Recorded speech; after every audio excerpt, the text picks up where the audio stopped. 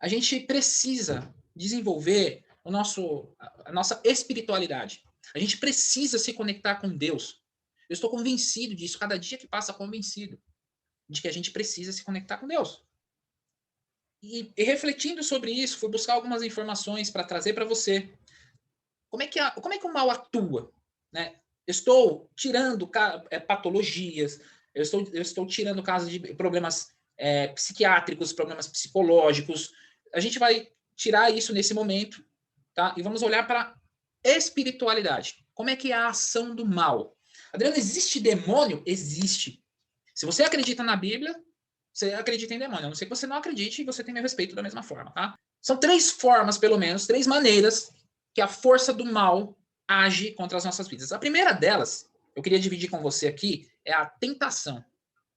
E eu vou ler para você Lucas, capítulo 4, do versículo 1 ao 13, tá? Para eu justificar, para eu ter um parâmetro aqui para poder te falar.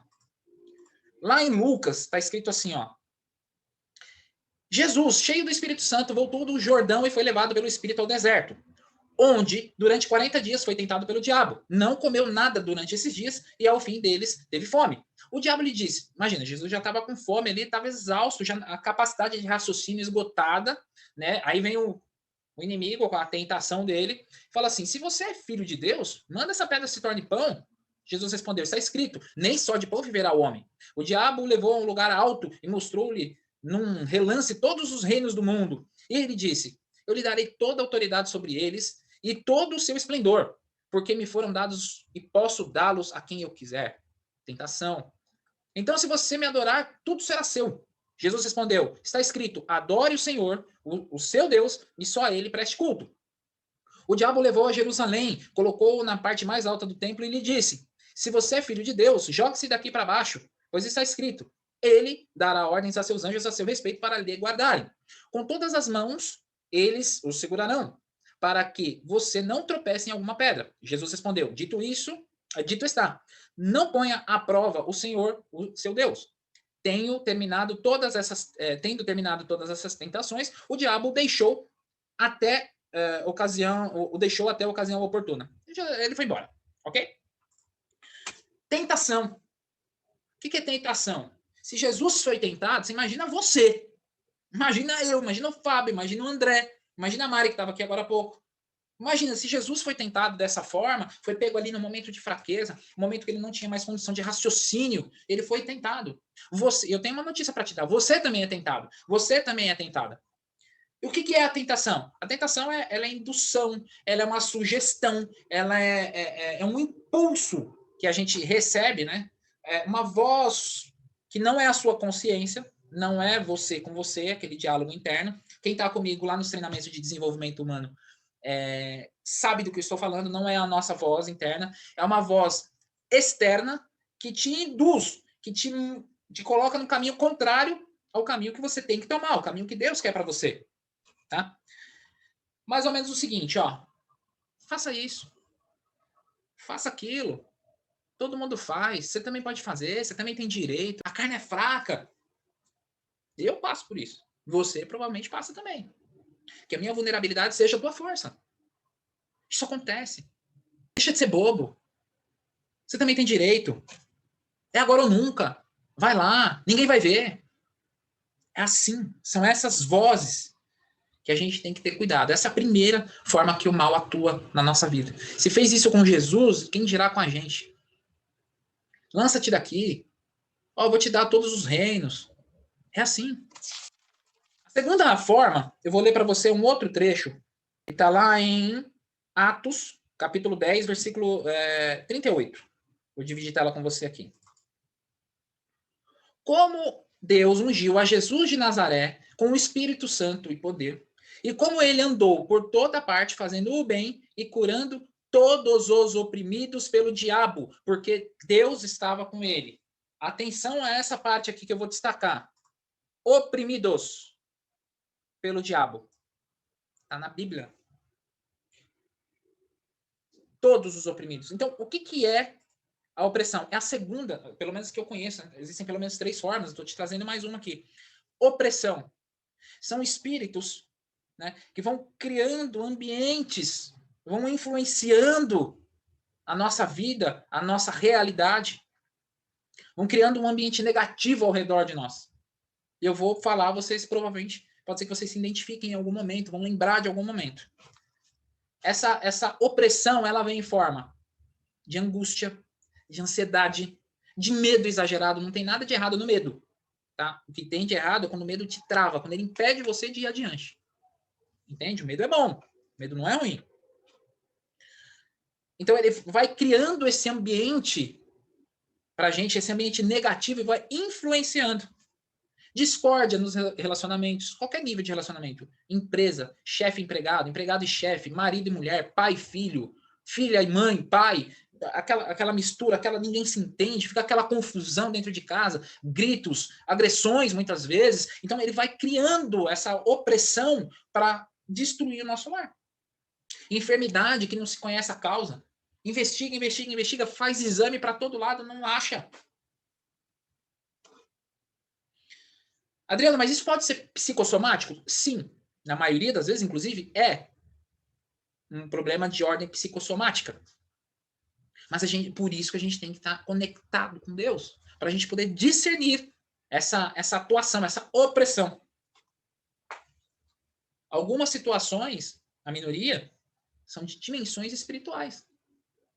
E a gente está tão soterrado com essas coisas que nos acontecem, são essas notícias, é crise econômica, é pandemia, é crise política, é briga para lá, briga para cá, as pessoas dispostas a todo momento a brigarem, a uma fila de mercado, qualquer coisa, eu já estou armado aqui para brigar. Então, a gente vai sendo soterrado por isso. Então, o inimigo o diabo, as forças espirituais da maldade, interferem de forma a nos deixar oprimidos e a gente nem está percebendo.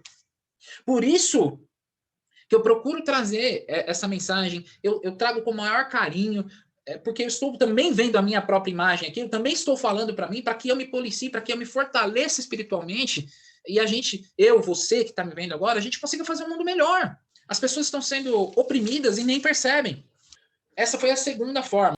Terceira, eu vou ler para você um outro trecho, tá?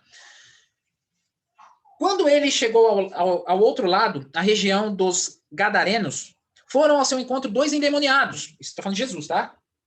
Quando Jesus chegou, foram ao encontro dele 2 endemoniados. Que vinham dos sepulcros. Quer dizer, o cara vinha do cemitério. Eles eram tão violentos que ninguém podia passar por aquele caminho. Era gente violenta. Possuídas. Então, eles gritaram: que queres conosco, filho de Deus? Vieste aqui para nos atormentar antes do devido tempo?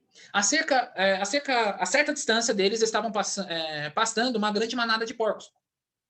Os demônios imploravam a Jesus: se nos expulsas, manda-nos entrar naquela manada de porcos. E ele lhes disse: vão. Eles saíram, os espíritos, saíram e entraram nos porcos. E toda a manada atirou-se precipício abaixo, em direção ao mar, e morreu afogada.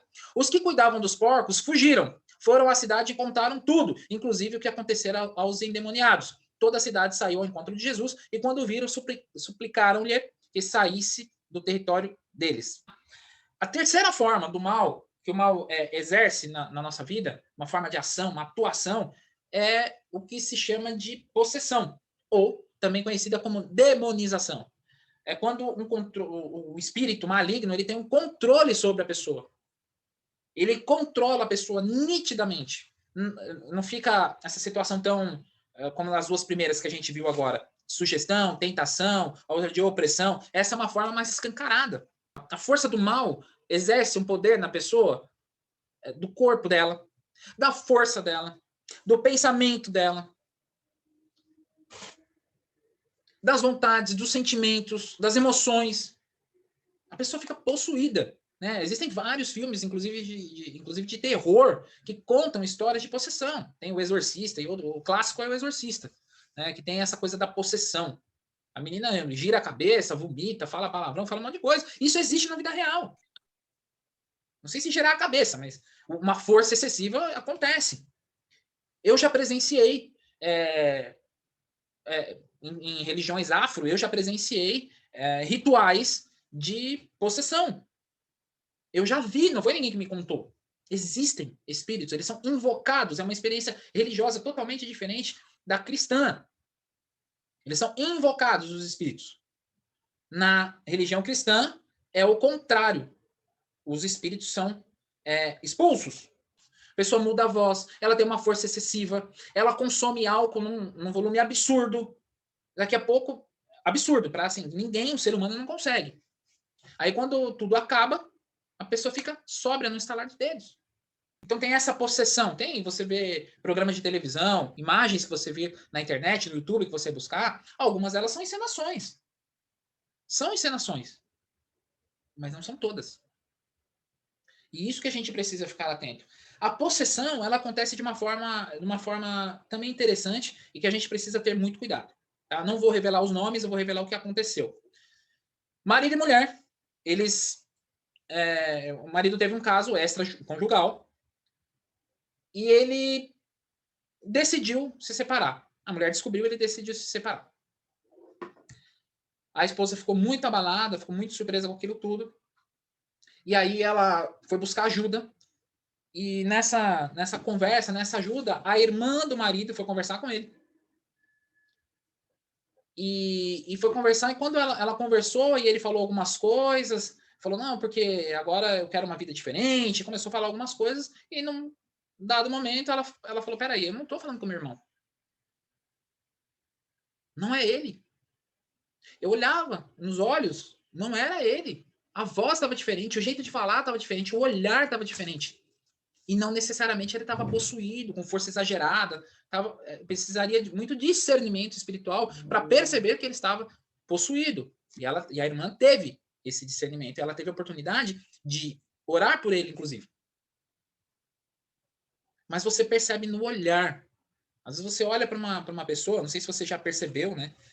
Às vezes a gente vai em ambientes, né? Ou vê pessoas assim que você fala, fulano é meio esquisito, tá carregado, né? Não sei se você já passou por isso, né?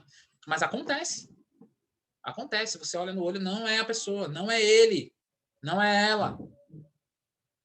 A pessoa muda. Mas para você alcançar, você tem que ter esse discernimento. Para você ter esse discernimento, você precisa buscar a Deus. Precisa se conectar com ele. A humanidade, nesse mundo, ela fica aquela coisa da a ciência contra a espiritualidade, contra a teologia. Não precisa. As coisas podem caminhar juntas. Mas a gente não consegue provar a existência de Deus. Tá, mas também a gente não pode provar a inexistência dele. A gente está falando pela internet. Você consegue ver a internet? Você consegue tocar na internet? Não consegue. Deus também a gente não vê, ele está atuando. Seres espirituais do bem e do mal estão atuando também. Né? Anjos, né? A Bíblia fala que os anjos, eles servem os seres humanos. Eles são criaturas de Deus para nos proteger. Então é por isso que a gente precisa se conectar com Deus. Parece meio medieval isso, parece meio antiquado, né?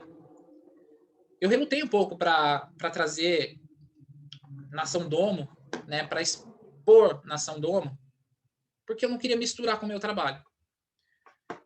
Mas hoje eu percebo que as coisas andam juntas. A gente precisa se conectar com aquele que nos criou. A gente precisa honrar aquele que nos criou.